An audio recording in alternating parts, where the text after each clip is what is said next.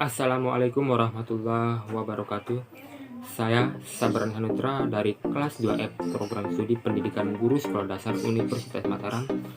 Dalam kesempatan kali ini, saya akan menjelaskan kepada peserta didik saya mengenai siklus air.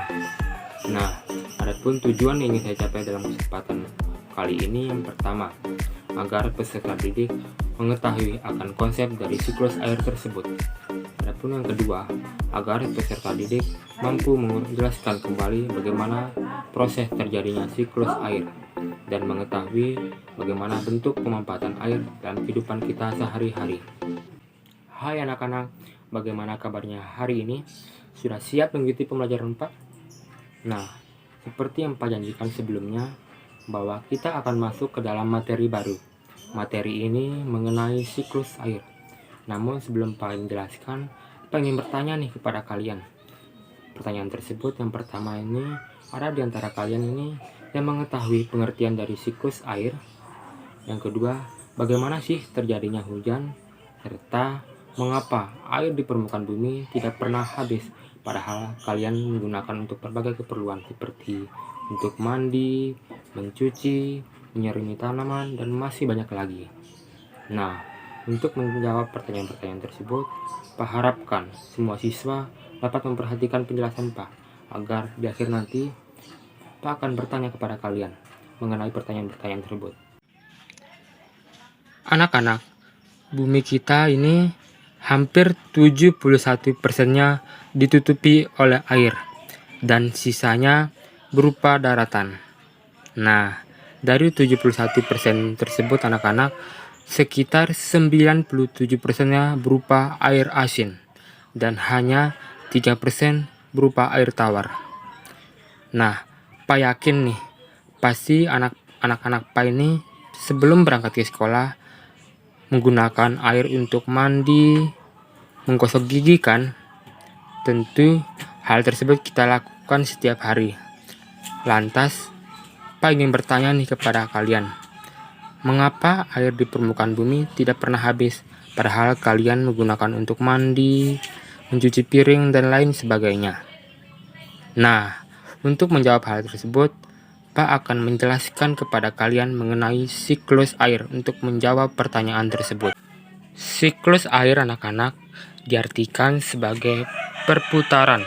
Ingat, perputaran air secara terus-menerus dari bumi, kemudian naik ke atmosfer, kemudian kembali lagi ke bumi.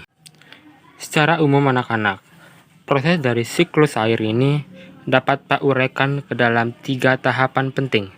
Tahapan yang pertama itu ada tahapan penguapan atau evaporasi, kemudian tahap kondensasi atau tahap pembentukan awan, kemudian tahap presipitasi atau tahap penurunan hujan. Baik anak-anak, Pak akan menjelaskan mengenai tahapan pertama. Tahapan pertama ini dikenal dengan tahapan penguapan. Air yang ada di permukaan bumi, seperti air laut, danau maupun sungai, akan mengalami yang namanya proses penguapan sebagai akibat pancaran sinar matahari yang terus mengenai permukaan air. Nah, proses ini dikenal dengan proses evaporasi. Anak-anak, tak hanya air laut, danau, dan sungai pun yang mengalami proses penguapan. Ternyata tanaman pun mengalaminya. Tanaman mengalami proses penguapan sebagai akibat pancaran sinar matahari. Sehingga kita sering melihat dan menyaksikan hujan terjadi atau sering di daerah yang banyak ditumbuhi tanaman. Nah, proses ini dikenal dengan proses transpirasi atau proses penguapan yang dilakukan oleh tanaman.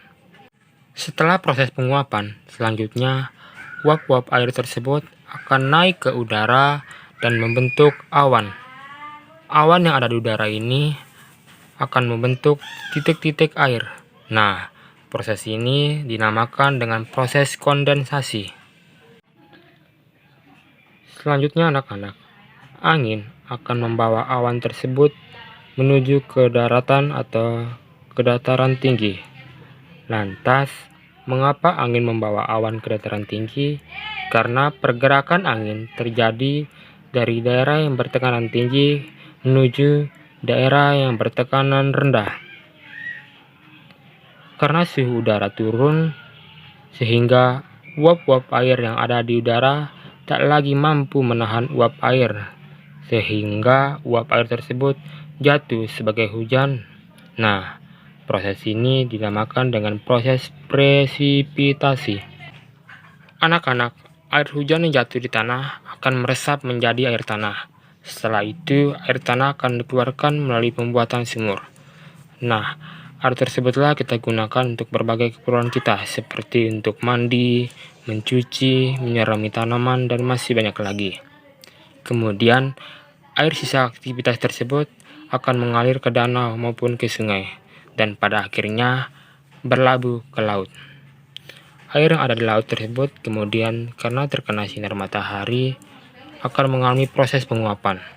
Kemudian uap-uap tersebut akan naik membentuk awan dan mengalami proses pengembunan.